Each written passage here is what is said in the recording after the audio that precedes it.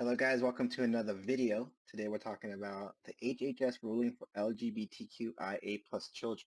So the Department of Health and Human Services made a new proposal today in regards to foster children and families. So this proposal is that if these foster families do not acknowledge or support a child's gender identity, then HHS would require a state to transfer the child to another family. HHS says that families will go under extensive training for children and their needs. However, by not supporting their gender identity, then families will go through an investigation, whatever they mean by that, and have the foster child taken away from them. HHS will deem it as a not safe placement. If the foster parents try to, quote, retaliate against the children's gender identity, then the HHS will consider this neglect or abuse. This goes even further to the parent if they refuse access to, quote, age-appropriate materials.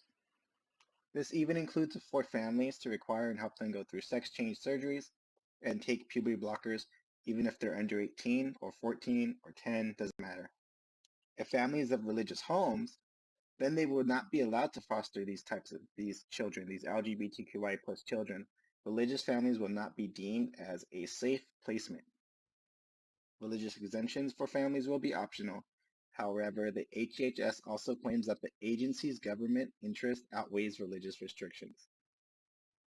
Biden himself has praised this rule after requesting back in June for agencies to do something about safeguarding LGBTQIA plus youth from dangerous practices. Apparently, this will give children the services they need to thrive, according to Biden.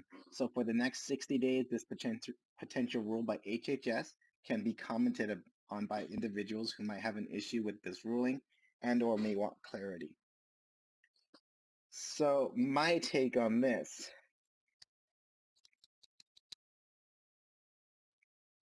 is very dangerous territory. So is the HHS now going to discriminate children and families because they're religious? Religious families, such as Christians and Catholics, are a huge part of the foster care system. They play a big part of it. So you're discriminating against children being adopted by certain groups of people just because of their religious belief. Really? Let's look at some of the stats here. And let's look at some history. So Catholic nuns were the first to start the whole idea of practice.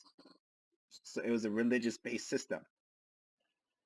Next thing is what's religious? I don't know to what extent that falls in line with. Does me carrying a cross? Does me having a picture of Jesus or Mother Mary or saints on the wall? I don't know what is considered religious. See, now that's not also just the issue. So not only are they going to be discriminating against people just because of what they may have or what they may believe, this ruling is limiting foster care to kids who could have had parents taking care of them in a nice, loving home. And let's look at some of the data here. So if we were to grab same-sex couples, they make up 568,000. That's a pretty big number, but let's compare it to the 58 million mixed-sex couples. Now, not all those mixed-sex couples are religious, and not all of those gay couples are anti-religious in any way. But if we look at a Gallup poll in 2021, 69% of families in the United States have claimed to be religious. So if we were to translate that 69%, now it's not a complete accurate number. It could be lower, it could be higher. 69% of 58 million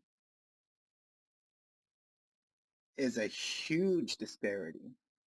And it dramatically drops the odds of these families being able to adopt children, all because they have a cross in their house.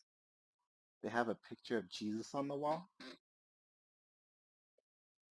So this rule is not dramatically limiting parents. It's limiting children from being taken into foster care by families. HHS is honestly going to be doing more harm than good, in my opinion. They are supposed to help these children find nice, loving homes, but in all honesty, this is just going to be limiting them. This is going to be huge discrimination against religious families, but even more against the children because they're limiting who they can be fostered by over what standard, an unknown standard, an unclarified standard. So I hope SCOTUS gets involved, and I hope this doesn't go through, because honestly, this is really disgusting, and it's really disgusting that Biden supports it. There are many loving families who are religious, and these children who are LGBTQIA plus, whatever that would entail, aren't being allowed to be adopted by them. And like I said, that there's a lot of families that would take care of them just because they're religious doesn't mean they're not going to treat them any different. So that's my thoughts on it.